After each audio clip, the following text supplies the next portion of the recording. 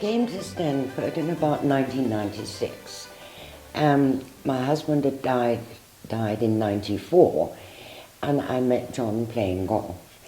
And we decided that, we would like to sort of semi-retire. We were relatively young, which was a joke. It was the early 50s. And we wanted to come to the Western Cape, as everybody does. And my son-in-law's mother had a house in Hermanus, a holiday home as such. So he suggested we came to Stanford. So we came to look at Stanford. And to my eye then it was tired, it was lonely, it was a forgotten village. Derelict, not derelict, but anyway.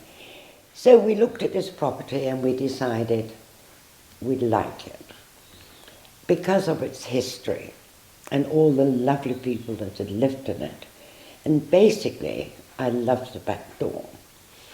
And John being extremely talented with his, he could build, he could do this, he could do the other, he's an electrician, and he was a very gifted man. So we bought it between us and came. And it's taken 20 years of solid renovations. 20 years. I would like to say that it has been very much worth it. The whole house and the ambience and the kindness it has given us back. The house has given us more back than we have given it. But never too much, never too much. Just the need to keep the bread on the table. And it's been a joy to have done it, and I'm delighted we have finished it now. I found when we first came to Stanford that the village was very unfriendly, extremely Afrikaans, and would only speak Afrikaans to me. I'm not sure why, whether they didn't like newcomers or they didn't like English, because we're English. One couldn't put one's finger on it, but they were very unhelpful, except for S.J. de Toy, of course, who became my favourite person. And the town was very old and very full of old farmers. The church was full, very, very religious type of feel about it. But slowly, over the last 10 years, it has changed dramatically. We've had lovely shops open, we've had all these vineyards open. There was only half a vineyard when we were here. Jackson's used to sell roses, and now I might be wrong, but I think there's 8 vineyards now, which is quite a change from the farmer's way of thought. And I think it's probably getting like a little Franschhoek in its own way, and very sought after. We've had a whole pattern of change from the very old people that were here to now the young people bringing their children up. And you see the children walking barefoot in the street. So over the last 20 years, it has changed to my eye dramatically. Before we were sure about the property, we went to the deeds office in Cape Town, and beautiful old leather deeds books, absolutely gorgeous. Found the deeds and went over to the library and found out all the history of the people from those deeds. Now, on finding that out, we found the first one was Christopher Bront, that was paymaster at Simonstown. Very, very high Dutch, very high Dutch. And from there, it went to Sir John Truter, who was your first presiding judge, who was knighted by King George IV. Then from there it went to Major Parlby, not for long, 7 years, probably most. And he married a very young lady called Hester Vow, and she died aged 27. I think maybe in childbirth she was at the right age. He's one of the first in the graveyards, and one of the first graves there, which is marked, which is very nice.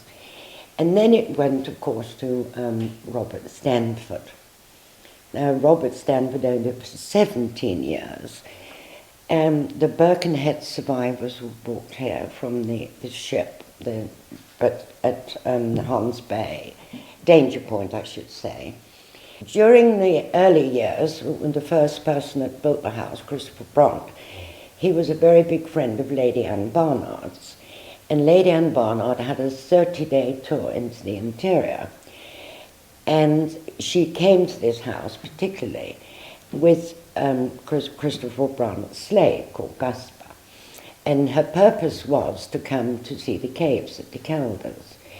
She came here very late at night and written in a book in her own words as, "We arrived very late and we entered through the kitchen door. And the slaves were scantily dressed all around on the floor." That rhymes, doesn't it? And the chicken was hastily cooked and made upon the fire. And she said she'd slept in the tallest bed she'd ever been in, but it was very mean because it only got the one curtain on the one side. But she went to the Kelders, and it took her a whole day and 2 change of oxen just to get to the Kelders. It now takes us 10 minutes in the car. Unbelievable. I would like to go back to Robert Stanford now, as it is the anniversary once again in Stanford, and it was such turbulent times whilst he was here. He came from Ballina in Ireland, and is what you call, well, it was Irish, and Anglo-Irish, I should say. And he came out to fight in the Burma Wars, and in the wars, well, we can't say that word anymore, in the wars near Durban.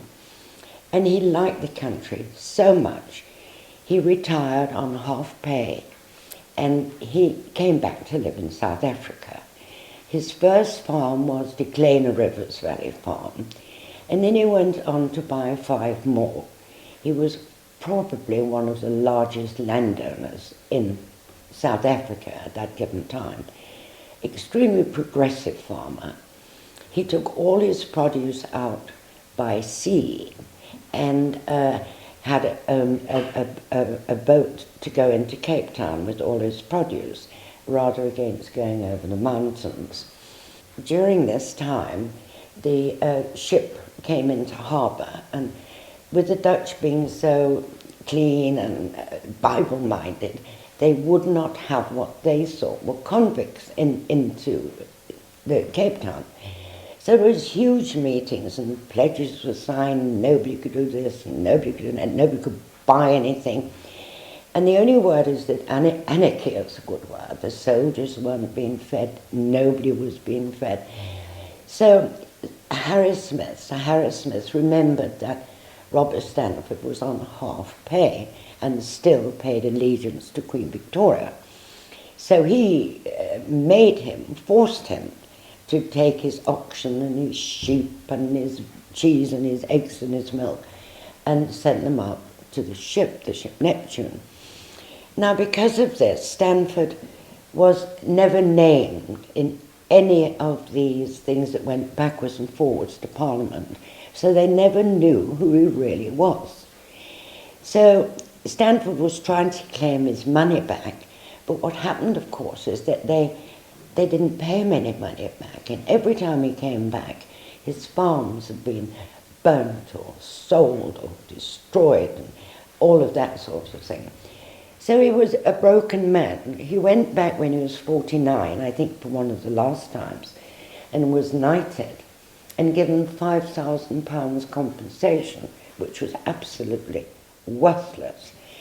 And because of that, he was completely and utterly ostracized. And he died a broken man in Manchester at about 70. I have been told that Robert Stanford gave £50 to have the village named after him, whether that's just hearsay or village gossip. And also in the village they say there's Stanford's ghost. Another thing, that Stanford is around, still around us. And I probably feel him sometimes in the house, as silly as it may sound. But over the years, you know, there must be a lot of lovely feelings in here that it makes it so warm and so enviable to own.